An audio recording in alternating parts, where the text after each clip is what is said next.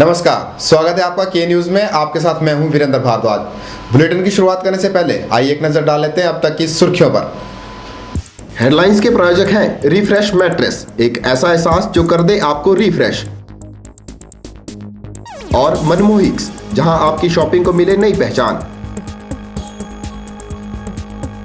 अवैध इमारतों को गिराने का विरोध किया वार्ड नंबर 4 के लोगों ने। आत्मदाह करने का भी किया प्रयास, लेकिन तुड़वानी ही पड़ी अवैध इमारतें। अमरनाथ यात्रा पर जाएंगे 51 लाख बजरंगी। बजरंग दल ने यात्रा में 21 दिन की कटौती का किया विरोध। शिमला के गेटी थिएटर में एक छत के नीचे दिखा हिमाचल।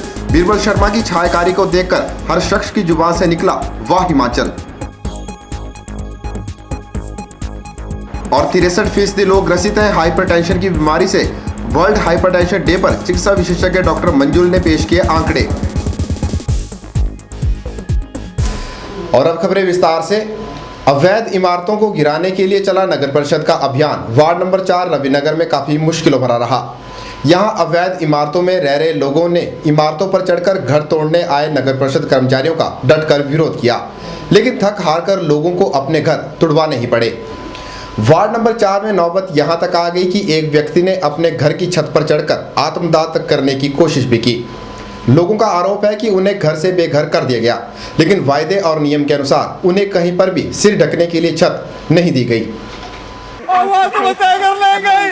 मैडम को बोल दो को इसकी वजह सारी है भी मैडम एक ऐसी माँ है। आज धूमल सरकार को भी पता चले मैं अपना एंड कर दूंगा। और रामदेव के पास कितनी भूमि है, फलाने के पास कितनी भूमि है, हमारे पास क्या है, हमारे पास क्या है। मैं कोई जेपी कंपनी हूँ हैं? धूमल का बाप हूँ मैं, धूमल का लड़का हूँ मैं। मेरे पास तो कुछ भी नहीं है, डोंट वरी, मेरे पास कुछ नहीं है। बैंक बैलेंस चेक करो फिर देखो। सुनो मैडम जी क्या बोल रही है गवर्नमेंट, अरे उठाना है तूने उठा दे, वरना हमारे पास पुलिस है, खर्चा भी तुझसे लेंगे। वो मैंने है तुझे मैं लैंडलॉर्ड नजर आ रहा हूँ, खर्चा भी तुझसे ही लिया जाएगा बोले डालने का। देखो ओ मैला तू पहले मेरे बैंक बैलेंस चेक करके आ, खर्चा चाहिए मैं दूंगा। फिर देखो मैं ही दूं खर्चा भी, डालू भी मैं ही और खर्चा भी मैं दूं। ये देखो रूल, देखो रूल। हमारा क्या होगा, हम तो कुछ भी नहीं कमाते बिजली का। मेरे पापा तो इतने नहीं, मैं हम 21 साल हो गए हमारे को यहाँ पे रहते रहते। 50-60 साल हो गई, मेरी लड़की पैदा नहीं हुई थी अभी। गरीब की रोटी खा रहे हैं, गरीब को छीन रहे हैं। आज इनको कुछ हो जाएगा तो सरकार कौन से किसका क्या करेगी, लड़की का क्या होगा। 2 लड़कियां घर नहीं, बाहर नहीं, हमारे पास कुछ नहीं, हम ऐसे दर भटक रहे हैं। माँ नहीं है, बाप नहीं है सिर पे। और जो बड़े बड़े नेता लोग हैं, जो बड़े बड़े धूमल ऐसे हैं, वो कहाँ है इस टाइम। मेरे को बोले ऐसे कि 2 बिस्वा जगह देंगे तुम्हारे को, उसके बाद तुम्हारा घर बार उठाएंगे। हम बोले, हम हाथ जोड़ के बोले थे जब हमें जगह मिल जाएगी हम खुद जगह छोड़ देंगे। हमें ना जगह मिल रहा, हमें घर से बेघर कर दिए है। अब हमारे रहने का कोई बंदोबस्त नहीं है, हमारे बच्चे भूखे बैठे हुए हैं, हमें ना कुछ खाना ना कुछ पानी है। इतने वोटर आते हैं यहाँ लेने को, वोट लेने को सबसे आगे आ जाते हैं। कोई वो नहीं है, बस सारी कमाई यहाँ लगा दी, बच्चों को पढ़ाई की क्या क्या करें। कोई सज्जा नहीं, कुछ नहीं है। बीचों बीच में से क्यों उठाया जा रहा, क्यों उठाया जा रहा है? कोई तो उठाया जा रहा है। जितने भी वोटर आएंगे वो हाथ जोड़ जोड़ के वोट लेके चले जाएंगे और कोई फायदा नहीं है। आज के बाद मैं तो वोट नहीं दूंगी, बिल्कुल नहीं दूंगी मैं वोट।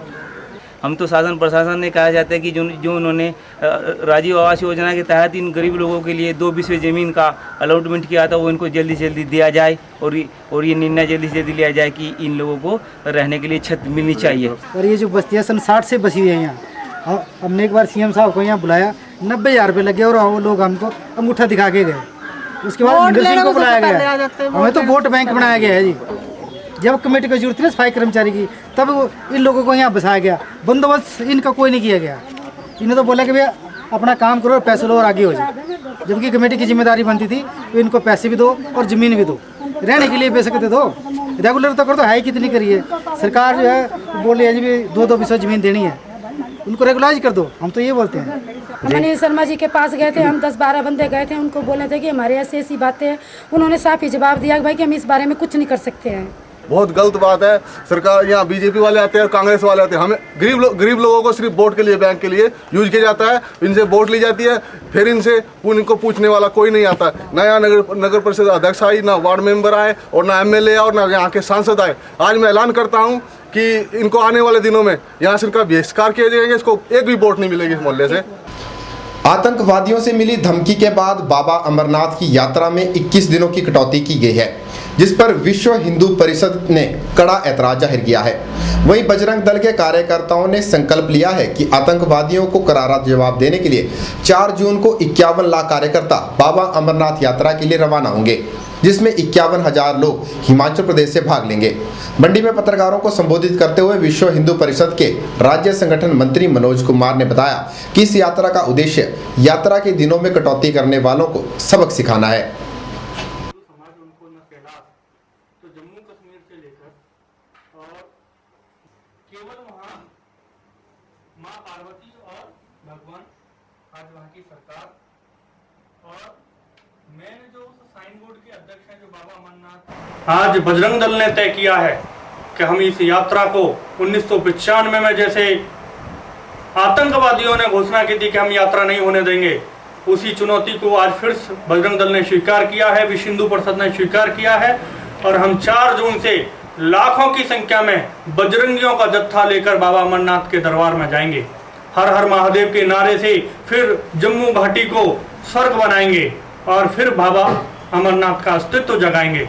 इसके लिए हमने 51 लाख लोगों को भर्ती किया है शिव भक्त के रूप में और हिमाचल में 51,000 का संकल्प लेके हमारे कार्यकर्ताओं ने घर घर में जाकर शिव भक्त भर्ती अभियान किया है और यहाँ से हजारों की संख्या में 4 तारीख को 2 जून से यहाँ से जाएंगे।